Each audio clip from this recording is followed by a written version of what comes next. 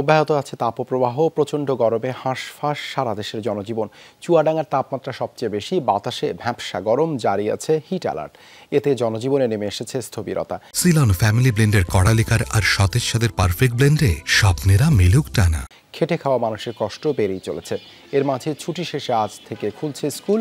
দুশ্চিন্তায় পড়েছেন অভিভাবকরা। যদিও পরবর্তী নির্দেশ না দেওয়া পর্যন্ত দেশের সব সরকারি প্রাথমিক বিদ্যালয়ে অ্যাসেম্বলি বন্ধ রাখার নির্দেশনা দেওয়া হয়েছে। খুলনা বিভাগের পাশাপাশি মাঝারি থেকে তীব্র তাপদাহ বয়ে যাচ্ছে রাজশাহী বিভাগেও। আবহাওয়া অফিস বলছে মে মাস জুড়েই থাকবে গরমের তীব্রতা। গরমের সাথে পাল্লা দিয়ে বাড়ছে ডায়রিয়া সহ নানা রোগবালাই।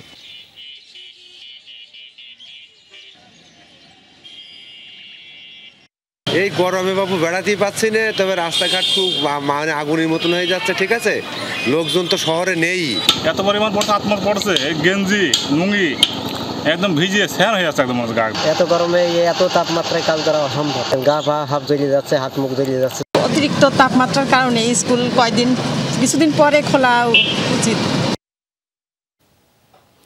এ বিষয়ে আরও জানাতে চুয়াডাঙ্গা থেকে যুক্ত হচ্ছেন সহকর্মী জিসান আহমেদ। জিসান, আজ তাপমাত্রা কেমন? স্কুলও তো খুলেছে, সব মিলিয়ে কি অবস্থা দেখছেন?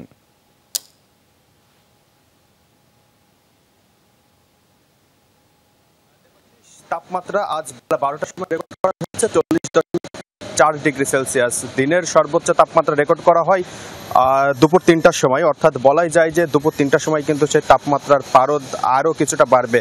টানা 4 দিন ধরে দেশের সর্বোচ্চ তাপমাত্রা বিরাজ করছে এই জেলায়। তীব্র আকারে তাপপ্রবাহে বয়ে যাচ্ছে চুয়াডাঙ্গার উপর দিয়ে। এতে একেবারে সাধারণ মানুষের যেমন নাভিশ্বাস উঠেছে, তেমন শ্রমজীবী মানুষরাও কিন্তু একেবারে হা হুতাশ করছে। তারা চরম কষ্টে রয়েছেন, ভোগান্তিতে পড়েছেন, বিপাকে পড়েছেন। কেননা তারা আসলে দিন আনে দিন খায় এবং তাদের যে উপার্জন হয় তা দিয়ে কিন্তু আসলে সংসার চলে।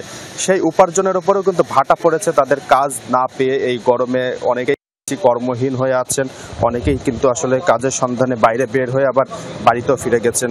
আমরা একটু খোঁজ নিয়েছিলাম আবহাওয়া অফিসে। আবহাওয়া অফিসের পক্ষ থেকে এখনো পর্যন্ত যেই পূর্বাভাস রয়েছে যে এরই মধ্যে কোনো ধরনের বৃষ্টি কিংবা ঝোড়ো বাতাস কিংবা কালবৈশাখীর কোনো পূর্বাভাস নেই। ফলে বলাই যায় যে গরম কিন্তু আগামী কয়েকদিন এরকম থাকতে পারে। অর্থাৎ দিনে দিনে কিন্তু উষ্ণতা বৃদ্ধি পাচ্ছে, সেই সাথে কিন্তু আসলে সাধারণ মানুষের নাভিশ্বাসও বাড়ছে।